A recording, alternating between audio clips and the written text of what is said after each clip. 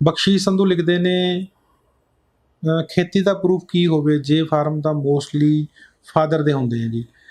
ਦੇਖੋ ਜੇਕਰ ਤੁਹਾਡੇ ਫਾਦਰ ਤੇ ਜੇ ਫਾਰਮ ਨੇ, ਤੁਸੀਂ ਫਾਦਰ ਤੇ ਜੇ ਫਾਰਮ ਲਾ ਸਕਦੇ ਹੋ, ਫਾਦਰ ਤੋਂ ਇੱਕ ਐਫੀਡੈਵਿਟ ਲੈ ਸਕਦੇ ਹੋ, ਜਾਂ ਤੁਸੀਂ ਆਪ ਦਾ ਜਿਹੜਾ ਫਾਦਰ ਦਾ ਅਕਾਊਂਟ ਹੈ ਜਿਸ 'ਚ ਅਮਾਊਂਟ ਆਉਂਦੀ ਹੈ ਉਸ ਅਕਾਊਂਟ ਨੂੰ ਜੁਆਇੰਟ ਕਰ ਲਓ ਆਪਣੇ ਨਾਂ ਦੇ ਨਾਲ, ਕਿਉਂਕਿ ਫਿਰ ਜਿਹੜੀ ਸਟੇਟਮੈਂਟ ਲੱਗੇਗੀ ਤੁਹਾਡੀ ਉਹ ਤੁਹਾਡੀ ਜੁਆਇੰਟਲੀ ਸਟੇਟਮੈਂਟ ਲੱਗ ਜਾਏਗੀ। ਤੁਹਾਡੇ ਆਪਣੇ ਫਾਦਰ ਨਾਲ ਤੁਸੀਂ ਆਪਦਾ ਖਾਤਾ ਜੁਆਇੰਟ ਕਰ ਲਓ। ਸਭ ਤੋਂ ਵਧੀਆ ਤਰੀਕਾ ਇਹੀ ਹੁੰਦਾ ਹੈ, ਕਿਉਂਕਿ ਜਿਹੜੀ ਜੇ ਫਾਰਮ ਦੀ ਅਮਾਊਂਟ ਤੁਹਾਡੇ ਅਕਾਊਂਟ 'ਚ ਆਉਂਦੀ ਹੁੰਦੀ ਹੈਗੀ ਹੈ ਉਹ ਤੁਹਾਡੇ ਅਕਾਊਂਟ 'ਚ ਆਏਗੀ, ਕਿਉਂਕਿ ਜੁਆਇੰਟ ਅਕਾਊਂਟ ਤੁਹਾਡਾ ਵੀ ਅਕਾਊਂਟ ਮੰਨਿਆ ਜਾਂਦਾ ਹੈਗਾ।